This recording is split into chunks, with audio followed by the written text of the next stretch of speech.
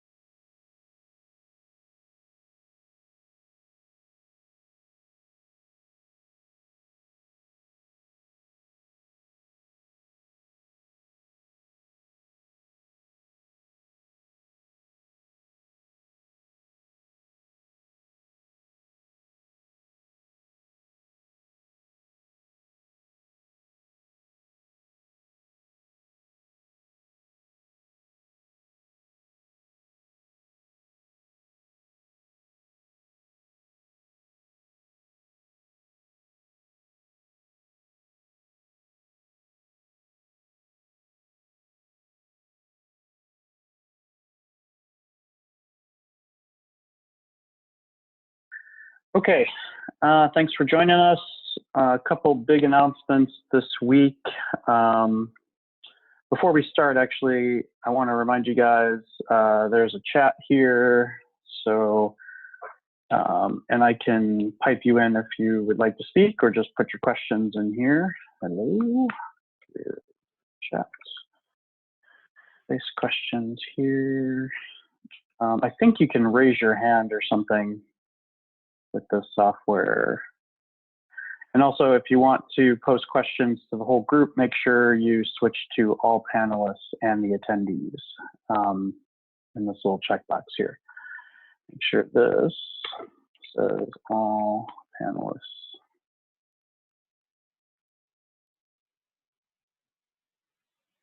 All right, so I guess one thing, let's start with the website here.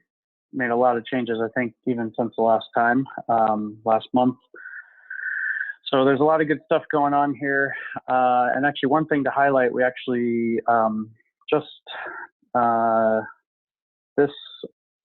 think it was today of last week. This last week has been pretty crazy. Yeah, it was Monday last week where me and my co-founder participated in the O'Reilly AI Startup Showcase as part of the AI conference that was in town here in San Francisco, and it was 10 startups, and we were all doing, kind of a series of 2 to 3 minute pitches, one after another, to huge groups of people. So it was pretty chaotic. It was pretty fun.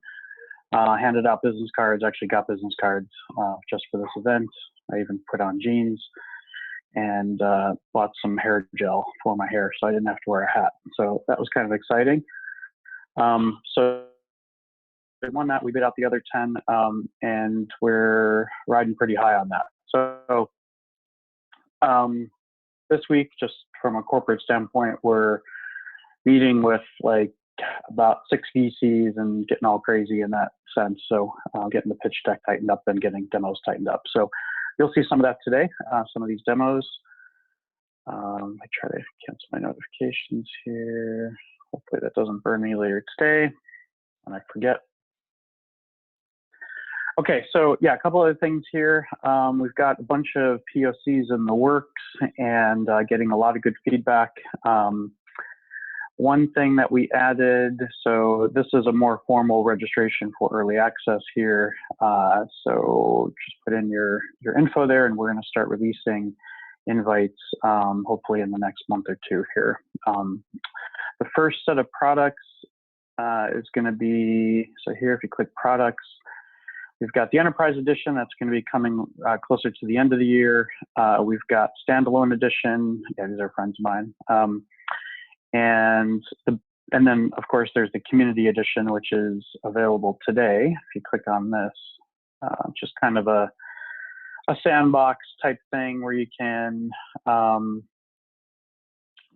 play around. We have Jupyter Lab in here. You can, there's a ton of sample notebooks. I actually have to go in and clean this up for the new changes I'll be showing you guys today for deploying. We've got some cool stuff. We have drag and drop deployment of models. And so let me go back here, just kind of walk you through. So the one thing about this community edition, I'll start here real quick, is right now it's CPU only. I'll likely be adding GPUs here soon. And it's all public models, public data sets. Don't put anything private out there. It's totally wide open. As long as you can log in with a GitHub account or a Google account, you can get access to this. And also it's public model prediction servers, which is what Pipeline focuses on. And manual model deployments, manual model A/B tests, things like that. Everything's shared. Shared logging, shared security. Well, the security is private, but and support is only from public forums and things like that. Like if you use help at PipelineAI, that's the ticket system, and we will do our best. But there's also a public forum off of that same channel. I think it's PipelineAI.zendesk.com or something. But one big thing about the Enterprise Edition is this is what's going to give you clustering. So this is, clustered prediction servers, enterprise logging, enterprise dashboards, enterprise Kafka, hooks into your existing security, things like that. So, like a little bit better support. That's what we're currently ramping up on, is getting people behind the ticket system. There's been a lot of tickets flowing in even just this past week since we had so much traffic from the AI conference. So, and then there's Standalone Edition. This is what I think a lot of people will start with once they play around with the community and then want to just, pull down. So this will be in the form of a single AMI, possibly, one or two AMIs working together, but we're trying for just a single like Amazon instance you can pull down from the marketplace and kind of get your feet wet. But again, this is the non-clustered version. So this is standalone, and there will be support options for this. And let's see, manual scaling. Yeah. So really, if you want the auto scaling and all that kind of stuff, you'd have to go enterprise. That's the big difference here, right? Is either clustered or not, or non-clustered. And also this gives you hybrid cloud. The enterprise gives you hybrid cloud. So this is the ability to actually federate traffic across clouds, which I'm going to demo today. And beneath the covers, since this is a dev call, like beneath the covers, we're using Kubernetes, we're using federated Kubernetes across clouds, and all kinds of good stuff there. I'm trying to think of other things here that would be worth highlighting. Okay, so yeah, keep an eye out for that. I'm definitely going to be making an announcement in the next couple weeks about the Standalone Edition being available. There will, likely be a trial. You could just play around with it, see if it works for you. And then one other cool thing, we added this features tab. This is basically what we did the entire series of demos the other day, that previous Monday for the conference. We just kind of started here and just went around the horn. I'm trying to increase the zoom in here. There we go. Okay, so one cool thing. So while we're not focused exclusively on training, there's a lot of players in the training space. We do have a notebook, and you can see that with the community edition right there. It's just kind of a handy, common entry point. We have Spark wired up. You can actually scale your Spark cluster. Trying to think if that's working. I think it's working. Let me check here. It would be as simple, well, from the command line, it would be pretty simple.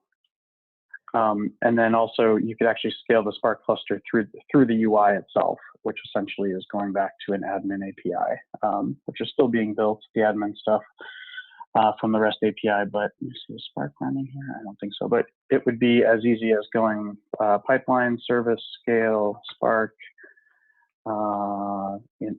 10, and that would give you 10 Spark workers that you can then scale up and go crazy with.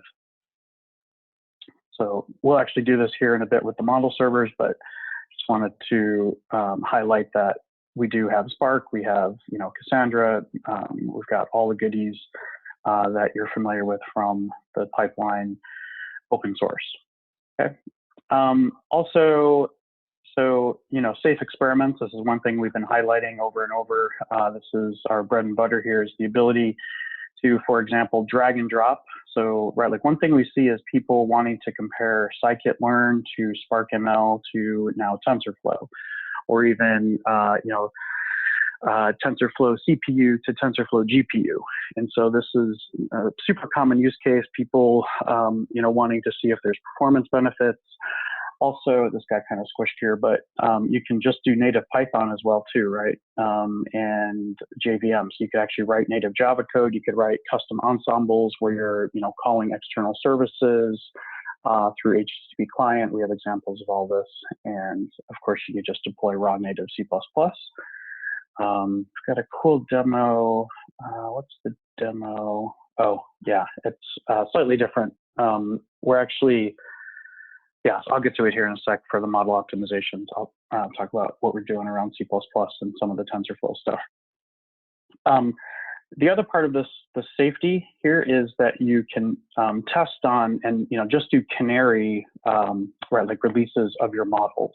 So that's kind of cool. So you can build your model over here in Jupyter, and then you could, with either the click of a button or a drag and drop or a like command line, you can actually deploy it all the way out to production, or as far as your ops team will let you, and give it the percentage of traffic that it should be taking. So this is an example where we're actually experimenting on 3 models, and we've got the current model running as 97%.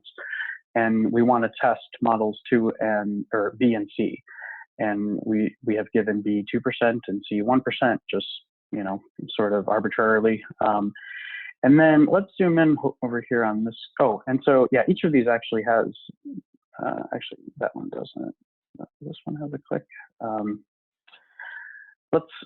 And so this is the. So once we start going here, after the experiment starts, after we've pushed these models out. So, here we have 97%, 2%, 1%.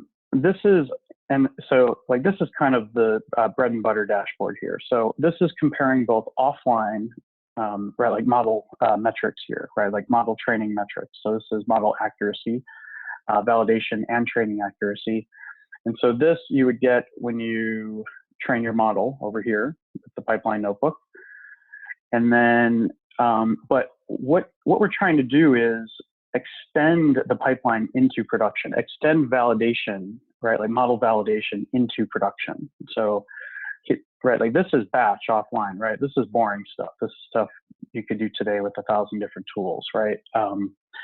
And what we want to do now is push these 3 out, right? So A was already out there. We've trained B and C, and this middle, right, like graph here. So this is actually showing predictive similarities, or the other way to put it would be precision, relative to the control model, right? Like current model A, for a given set of features, inputs, how is it predicting?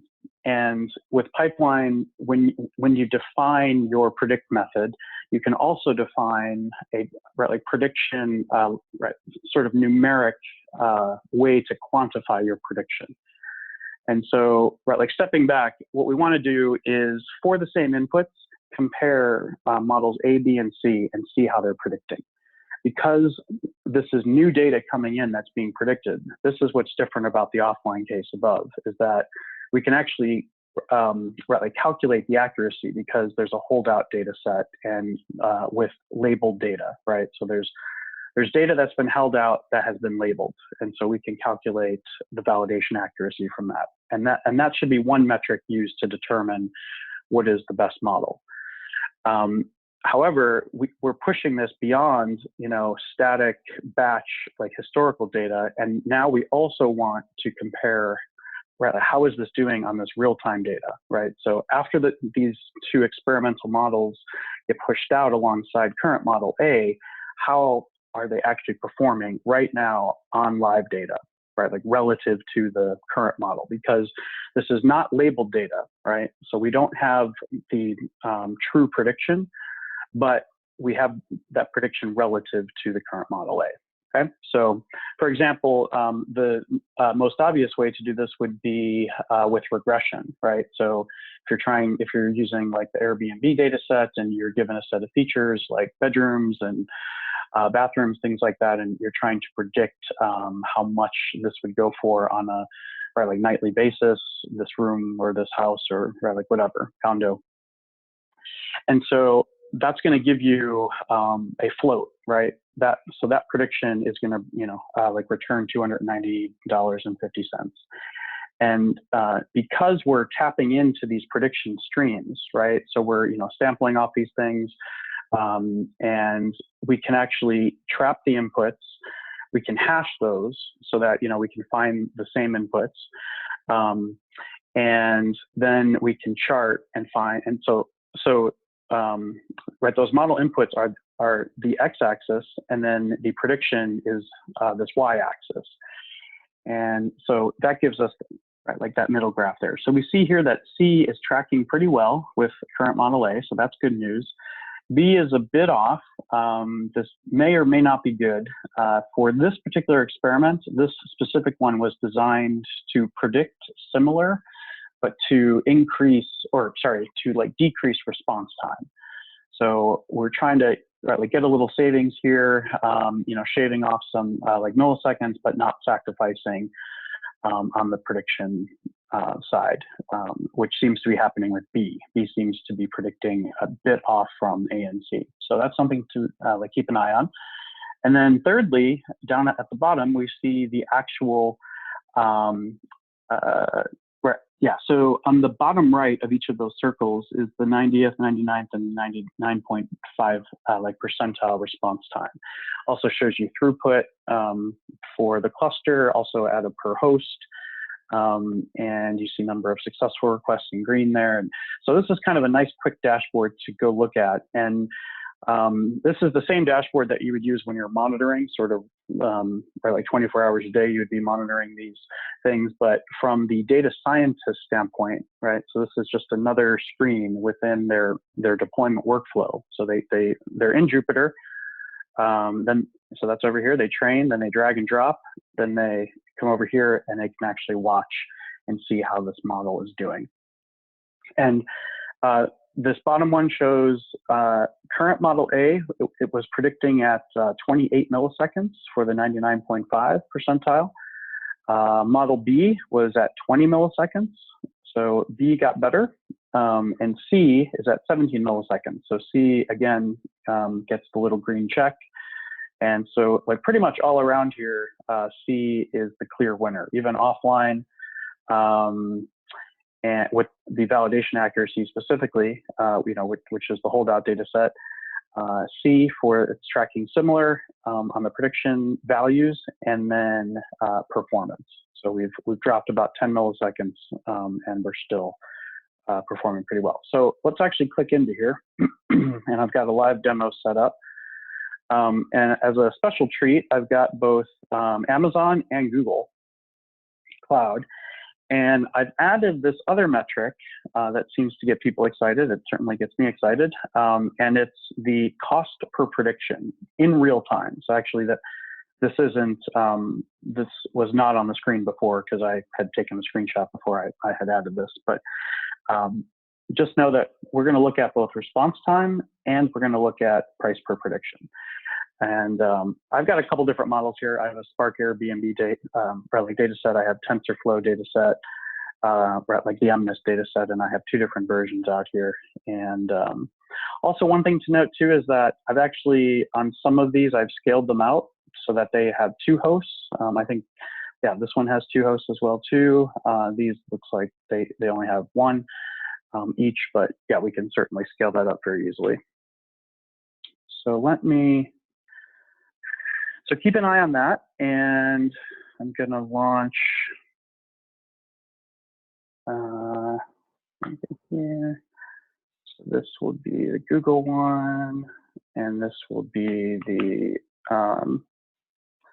this is going to be Amazon. So let me launch the Amazon one here, and it's just ripping through and making predictions. What we're passing in is, we're passing in a JSON array of the float representation of a 28 by 28 image. So what is that, 768 slots in my array, and each of them has a float representing the grayscale value. So here we can actually see the price per prediction is about 0.0002, and this is, I believe this is running on an R32XL. So just know that these like instances can detect which like instance type that they're on. And just for spatial reasons, put the Amazon one on the top and the Google one on the bottom. And yeah, so they know which instance they're on, and we can see it's pretty similar here. Actually, I believe Google ends up being a little bit cheaper when we start running this thing under load, comes in about half. And that's just the direct representation of the actual cost of the instance. So these are similar instances in terms of CPU and RAM. They're 8 CPU, 60 gig RAM instances. And yeah, so, and I think right now I'm actually being limited by my local laptop here because this is not getting loaded up too much here. All right, so that's a quick glimpse into the price there. We could do an Airbnb one as well. Actually, I'm gonna do, let me get out of this one and do, oops. Let's do the Google one here again. All right, so it looks expensive, then it kind of settles in. Let me do the other one here. Amazon. All right, so they're still coming in a bit even. Yeah, this is likely due to my local laptop, but yeah, anyway, so like this gives you kind of a sense of, and now, all right, so let's go back to the feature. Oh, and then in the meantime, I'm gonna scale up, which one and so if I hit, actually I could do V2 here. So V2 on Google, that should light up this guy, and this is actually gonna spread the load over 2 hosts here instead of 1. And I've got a slight reporting problem here with my cluster and my host throughput. So when I made the change for the price per prediction, I had screwed up some of the other JavaScript somewhere. So I have to clean that up. But anyway, yeah, so that's kind of cool. Now, one thing to highlight, because we now have this metric of price per prediction, right? And this is real-time price per prediction. This is how much this is costing right now. If, for example, you start off on these Amazon spot instances, which would actually be cheaper than Google, you would run with that for a while, maybe like 20 hours, something like that. And then at 10 a.m. Pacific time, when like we all go into work, we start to, like people start to lose their spot instances. And so at that point, this price per prediction would start to go up because your cluster will lose the spot instances. They'll get replaced with on-demand instances, which are twice the price pretty much. And now Google becomes cheaper. And so what would happen is, while we would have some traffic on Google all the time, and some traffic on like Amazon all the time through this federated like Kubernetes cluster, we could actually shift more traffic based on price per prediction, right? So we could actually use this as a metric to key off of. So normally you would use metrics like CPU and things like that to do auto scaling. Here's a case where we're going to do auto shifting, right? So that's kind of the term that like we use around here, which is based on some metric, and in this case it's price, right? Like that's a big reason why you would shift over. You could then start to auto shift traffic off of Amazon and then onto Google. And then once those spot instances come back, right, which we'll see from these few instances that are still running on Amazon, we'll see that price per prediction comes back, where we would otherwise get notified of spot instance availability, and then we would shift traffic back to Amazon. Okay, and let me show one other thing here. So let me go back to the features. Okay, so what I was describing. Oh, and then also based on these three here. So here I was just showing one there, but which was this bottom one. But based on these three, we would then decide to shift over, right? So in this case, I'm talking about shifting over to Model C. Okay, so there's actually two different concepts of shifting. There's shifting clouds and then moving away. So kind of stepping back here, right? We started off with the current being 97%, and then 2%, and then 1%. We ran the experiment for some given amount of time, but instead of running this experiment for 2 weeks like a traditional A/B test, right? What we're going to do is actually apply reinforcement learning or multi-arm bandit techniques, and as these metrics start to favor one particular model, which in this case it was pretty clear, right? Like offline C was coming in pretty good, and then online C was predicting well, and then online C had a great response time. So this achieved our reward function, and to maximize the reward, these bandits kick in and we'll start to move traffic over to this winning model C. So, and actually I think when I captured the screenshot, this was starting to move some traffic over, like it was moving, where is it here? It was moving, so it had reduced, at this point, it had reduced to 5%, and for A, and then B was at 20%, but C, we had shifted 75% of it over. So like you can choose, how conservative or like aggressive that you want to get. But the key difference here is that with like traditional A/B tests, you would be running fixed, there's 97, 2, and 1 for the entire duration of the experiment, which is essentially it's definitely not optimal. You are not maximizing the clear winner here, right? The rewards from this clear winner C. Okay, what was I showing there? Yeah, wasn't much there. Performance tuning.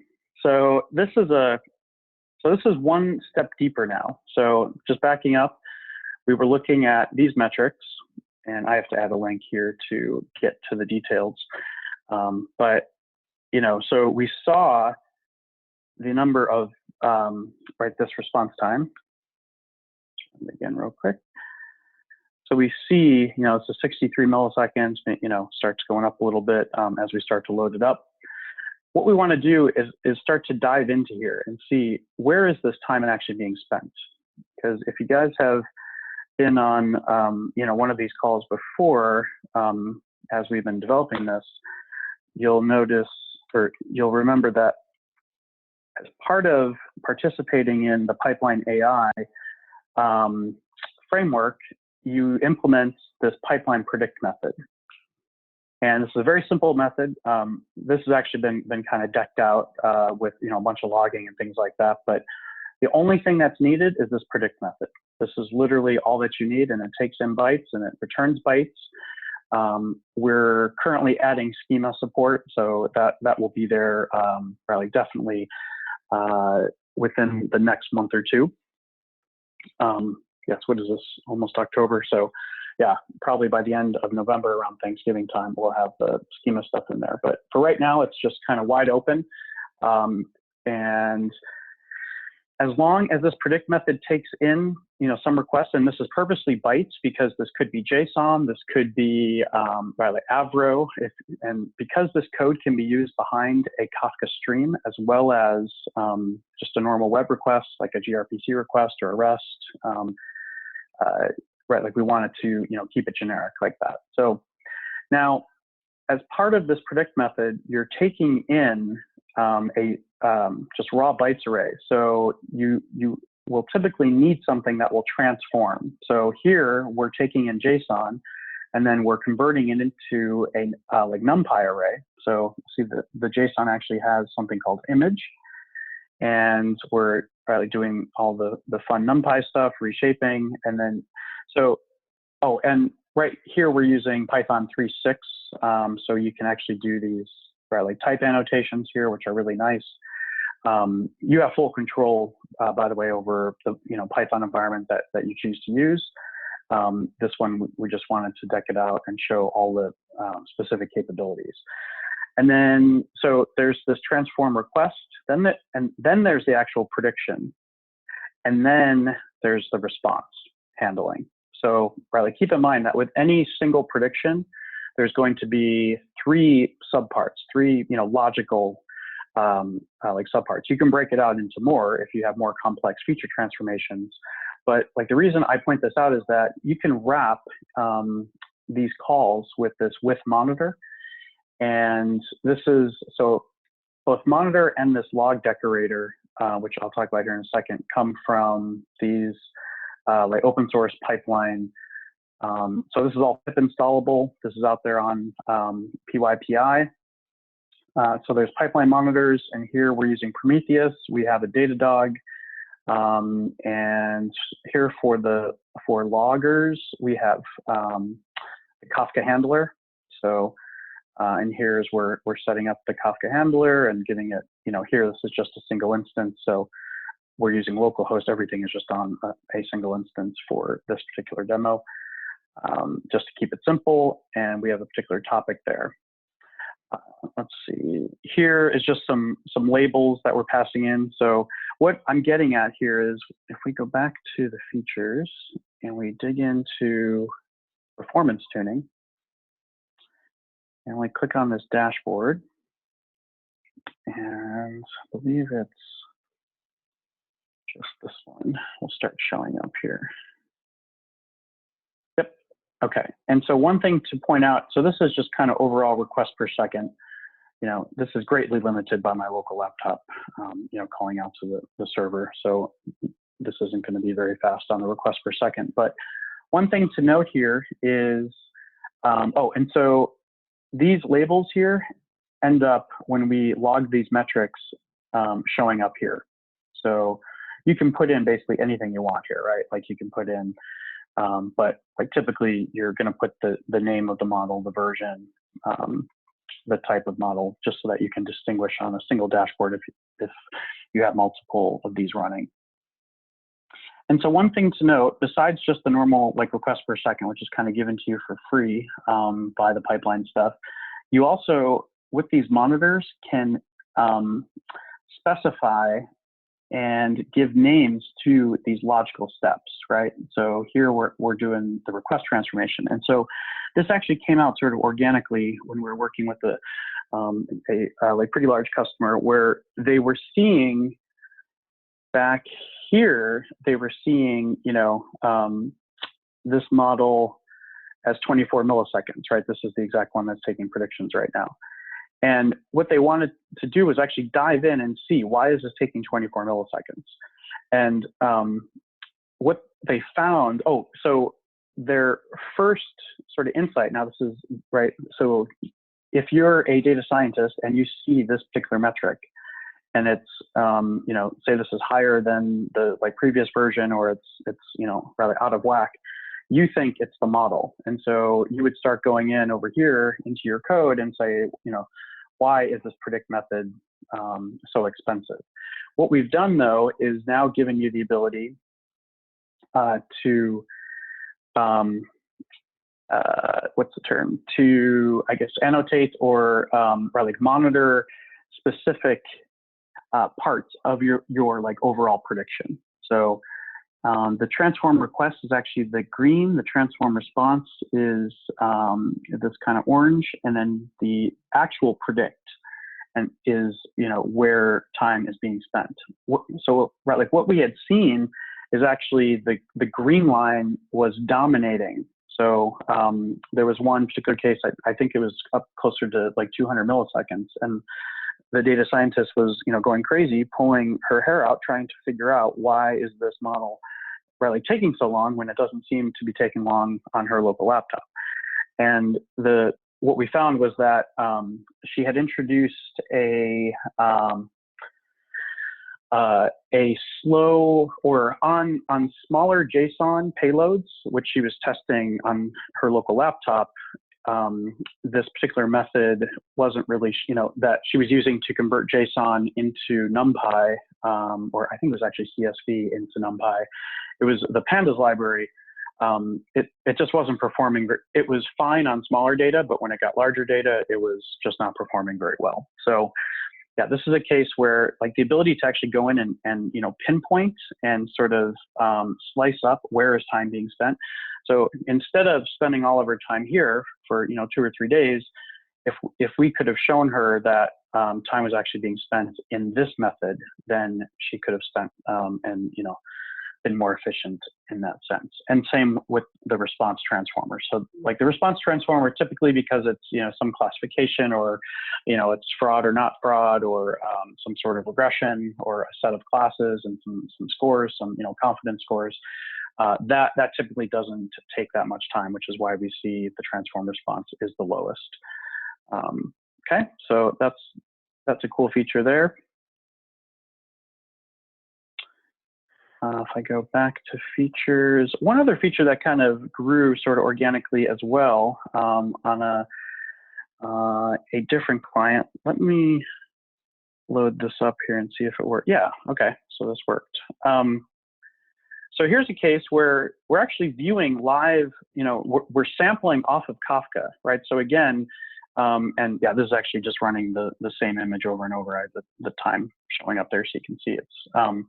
But this is the input, and this is those grayscale values, 768 of them, and then here's the output. So this is MNIST, and I could do a better job formatting this here, but there are 0 through 9, so there's 10 elements in this array, and if you take the max, which I think is this one, 0.45, this is the predicted it's the predicted number, right? So with MNIST, and I still have to change the code so it actually renders the image here. But yeah, you would see it clearly that, let's see, this is 0, this is 1, so this would be a 2. So this would be a picture of a 2, and all these other ones get like really, really low confidence, and we would say the prediction is 2. So this was kind of, when I first heard people asking for this, I didn't believe that this was true, that you would actually want to tap in and see live live predictions, right? And this actually came about at one of our retailer customers, where they wanted let me just kill this, right? Like they wanted a way to tap in and see for given queries, right? Like what are the actual search results, the top 10 search results. Or for a particular segment of customer, right? Like what, and query what's being shown, right? Like things like that. So think of it from the data scientist perspective. They're inside of, here, like the ability to see this kind of insight once this model has been deployed, right? Like if they can actually go over here and just kind of like visually see how their model is doing. And what we could do actually is a side-by-side comparison, show V1 and V2 right next to each other, and or like the like control versus B, or like model B and C, and see how they're predicting relative to each other. And one way to do it, of course, is if I go back to the feed. Oh, yeah, so I'll get to this thing in a sec here. But one way to do it, of course, is just by looking at this middle thing, which I haven't yet deployed, so still finishing that up this week. But you could quickly, just kind of look here, and if you're looking at top 10 lists, for example, and you're trying to compare top 10s, right, like top 10 search results. So this is a good use for something like Jacquard similarity, where you just want to compare two sets, right? Like any kind of set similarity algorithm would be perfect for this. And just show, A versus C is, plus 1%, and A versus B is plus 10%, so yeah, so this is kind of interesting that you could either do it this way, but if you don't necessarily trust, right, because you are at the mercy of whatever set, like comparison algorithm, or right, like whatever, or like algorithm, or like function that you've chosen to compare to like predictions. And so if you're not quite super confident about that and you want to actually see it, then you would go over here and then visually see these things happening. Okay, so let's see, is this thing going to show up now? All right. Now, right, like the other thing I want to show here is this is also like related to the stream, and yeah, there's a lot of craziness here. Let me explain what's going on. So because we can tap into the stream, we can now, and because yes, as you saw before, there were let's see if I can get this going again. There were the confidence values. Yeah, something's jacked up there. Okay. Oops. There were these confidence values that were showing up, right, for the prediction. So what we can do is, if we had a case where, so there were 10 possible predictions, 0 through 9, right, the digits 0 through 9. And if we got back 10, 0.1, 0.1, 0.1, 0.1, 0.1, if we had 10.1s, that would be considered a borderline prediction, right? And or if it was 0.11 on one and 0.9 on the other, these are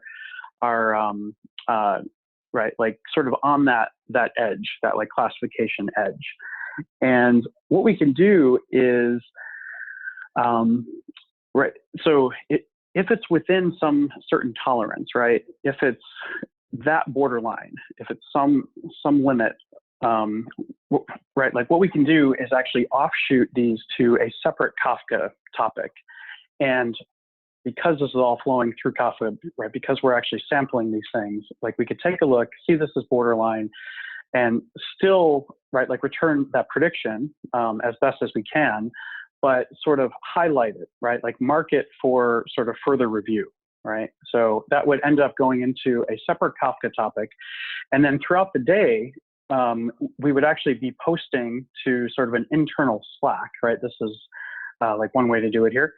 And, Slack would actually show the image that was in question, that was borderline. It would show you what was like predicted and the confidence values. So this is a case where it was, hot dog, not hot dog, the famous hot dog, not hot dog from the TV show Silicon Valley.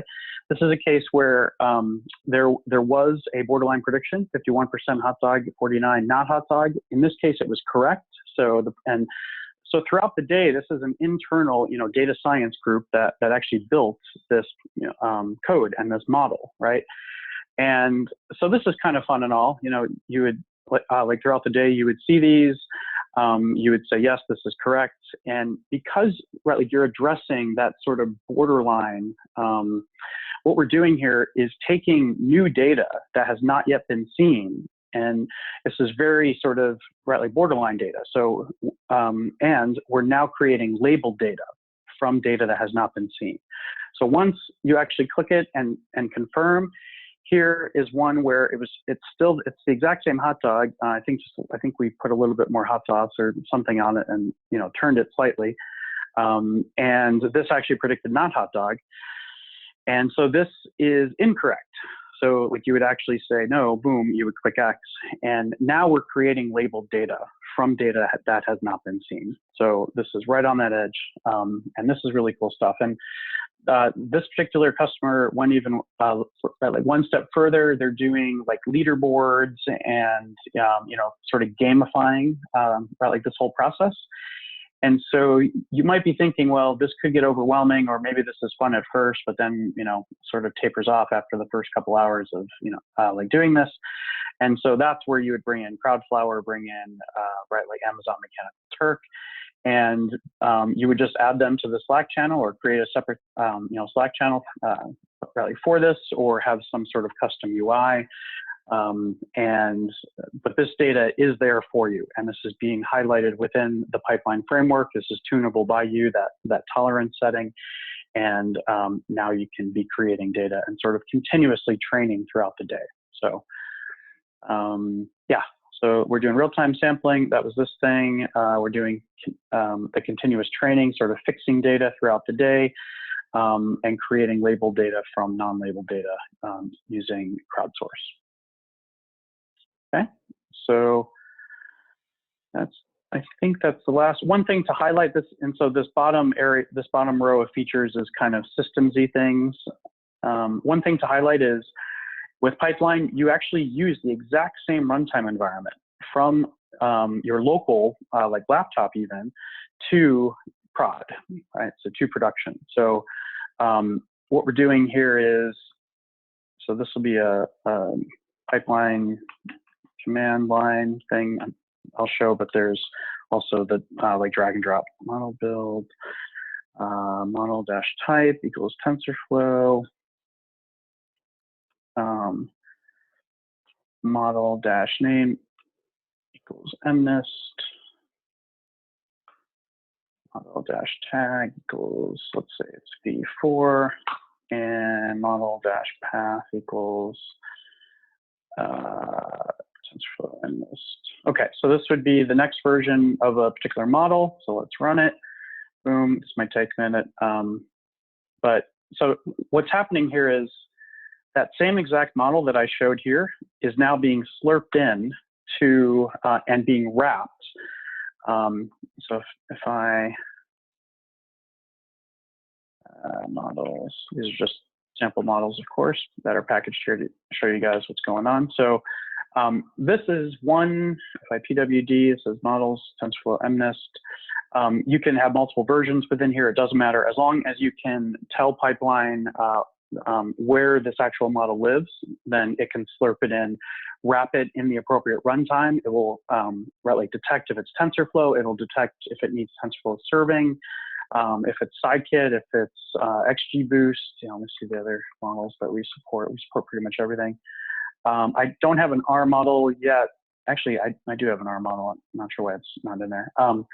PyTorch, XGBoost, Spark, Keras, and raw Java, right? Just like raw Python, raw Java. So all of these runtimes can be served by Pipeline, and this is the starting point here, is that you would actually build the same exact Docker image, right? So that's this feature right here. It's the exact same Docker image, the same runtime, the same scikit-learn libraries, the same TensorFlow versions, all that stuff, which is totally controlled by you.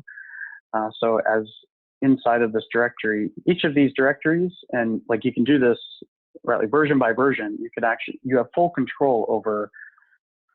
So here's your Conda environment. We're very heavily utilized Conda, where you can specify from version to version of the same model. Even you can change Python versions. Okay, and TensorFlow versions. Pipeline runtimes wraps those pipeline underscore monitor, pipeline underscore logger, things like that. So so that it's not 3 different imports, it's just a single import. And one other cool thing to note, there's this Freeform Install too. This is something else that kind of came about, right, like organically, is I think there was a particular model where at serving time, it needed to, or when it started up, it needed to pull in some reference data from a SQL Server database. And so literally we now have this free form where you can do apt-get SQL, or SQL ODBC, or like something like that. So install apt-get install ODBC driver or something like that. So which is kind of nice, and that'll get executed. Actually, that gets executed during build time, which is going on down here. Also, this Pipeline Conda environment gets slurped in and gets created at build time here. And let's see. Also, this is kind of experimental right now, but we have, yeah, so there's some other junk in here, right? Like I wouldn't pay attention to this other stuff that this is just kind of for like testing purposes. But the bare minimum that you need to provide is this pipeline predict, which we were just looking at, and pipeline conda environment. And with those two, you can like deploy your stuff and get on your way.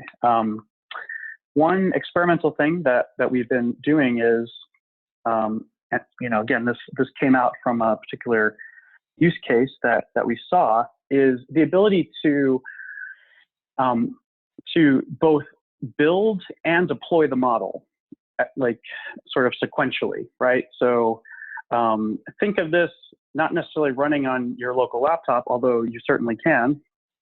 But if you wanted to make this part of a continuous, right, some sort of continuous deployment, right, like continuous integration workflow with like Jenkins, something like that, what you can do is instrument, and if you have this pipeline underscore train, so right, like you don't need it, you need pipeline predict, but if we detect a pipeline underscore train, we will actually run this as part of this build.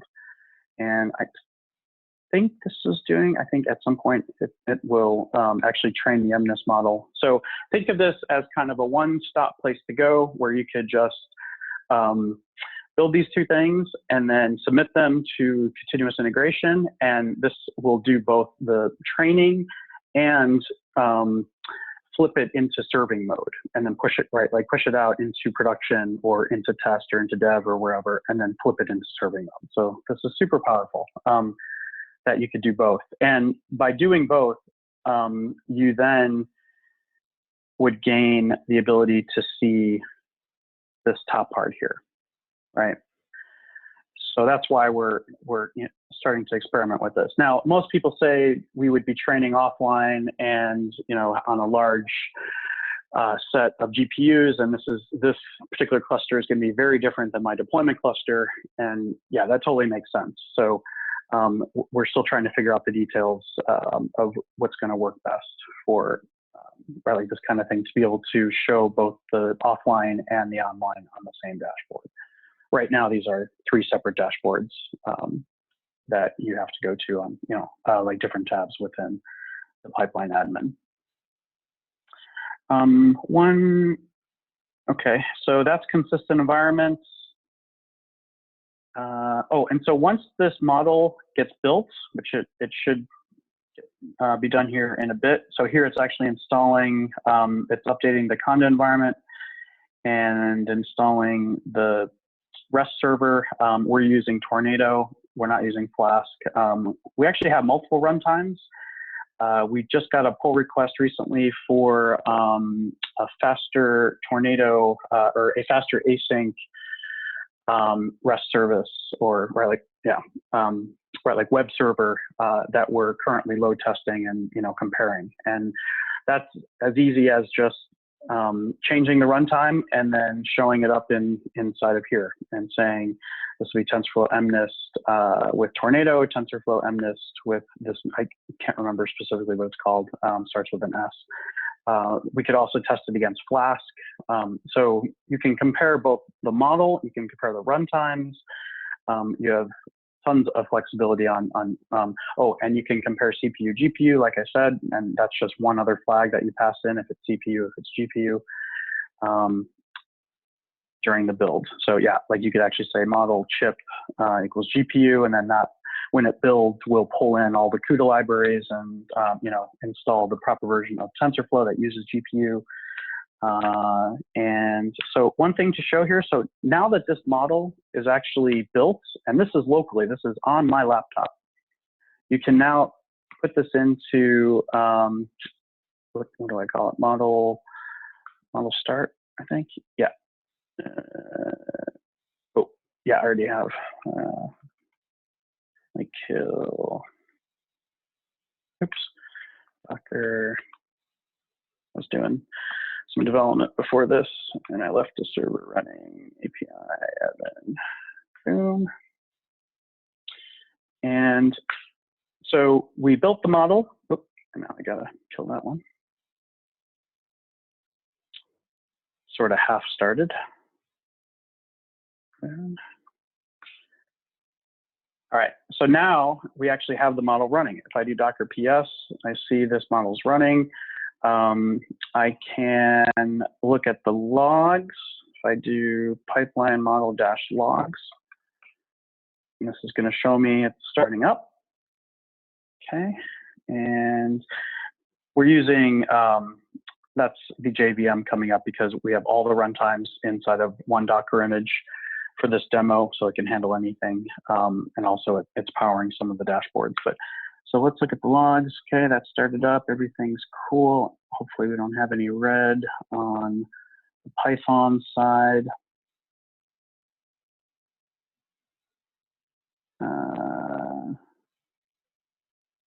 So these are all the Python variables getting set up, everything.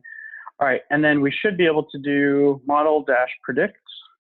And this is all documented. Actually, there's an API tab up here that is mostly correct. I had changed a lot of things last week for the demo, and I need to go update the open source stuff here.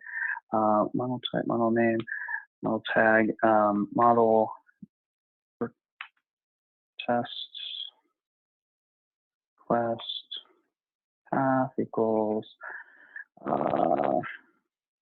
let's see, oops, data test request JSON. What did I forget here? Model tag, model test request path. Oh, the model server URL. Okay, so model server URL. In this case, because it's running locally and because port 80 is almost always taken, we've chosen a different port for local. And yeah, I actually saw an error on the startup. So something, I screwed something up. But yeah, so like you could actually run predictions against your local and see, you know, just get a feel for how is this model doing just on my single laptop, right? This is not production load. You can actually give it one other parameter, model test request concurrency. Give it 1,000, and this is going to actually spin up 1,000 threads and, or like separate processes because this is Python, and pound the local local model that's running, and it's going to show you response times.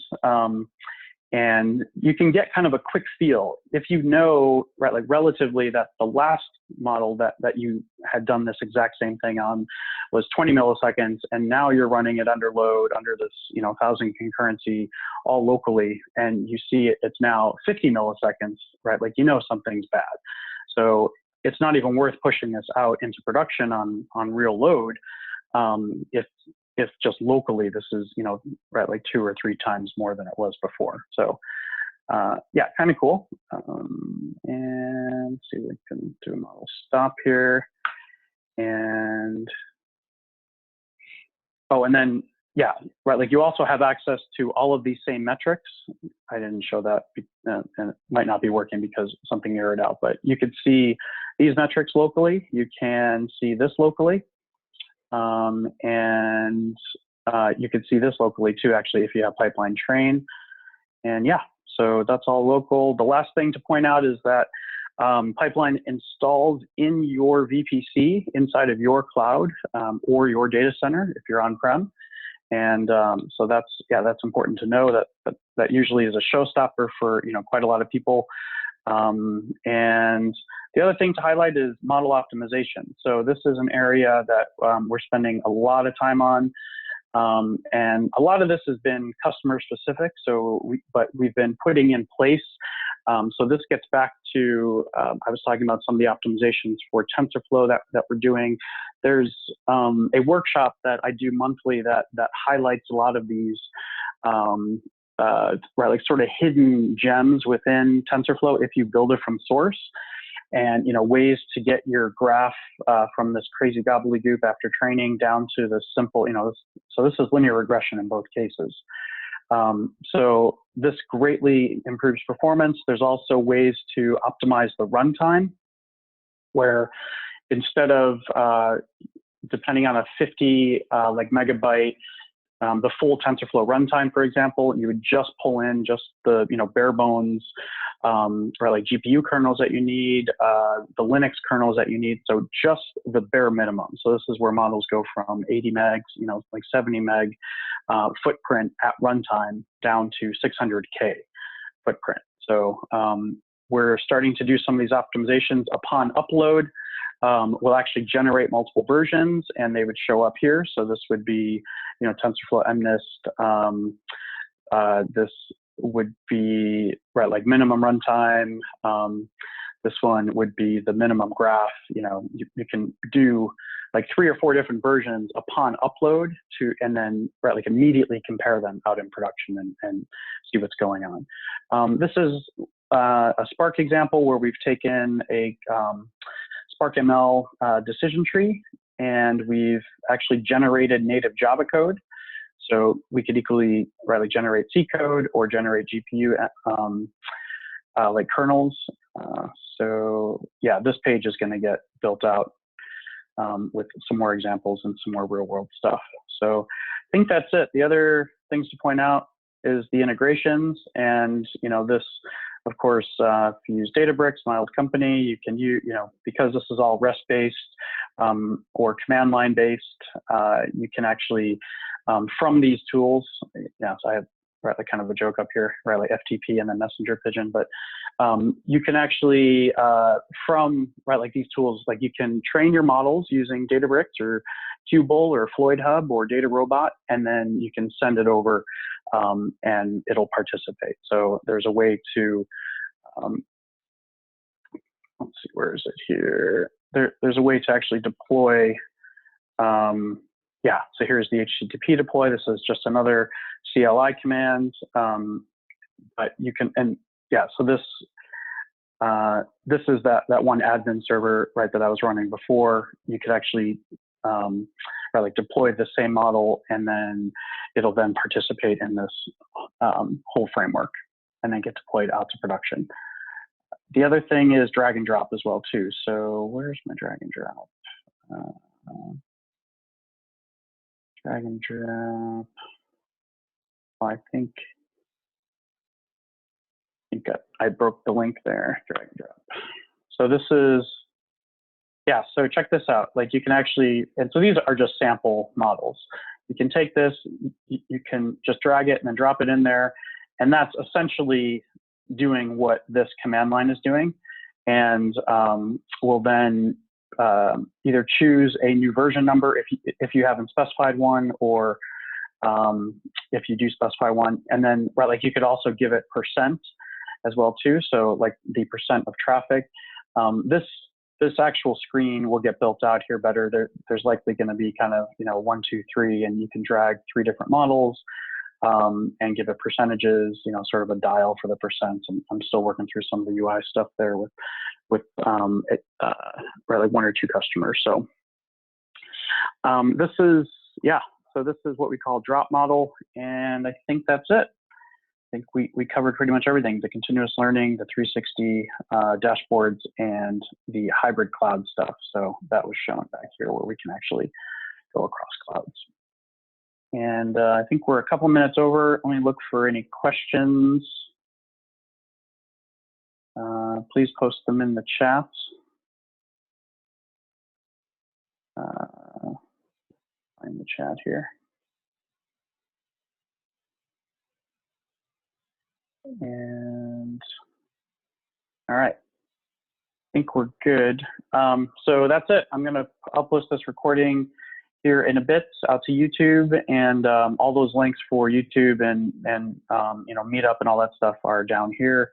Of course, here's the like GitHub open source. There's the YouTube channel. There's the SlideShare and our Meetup. So thanks for participating. Talk soon.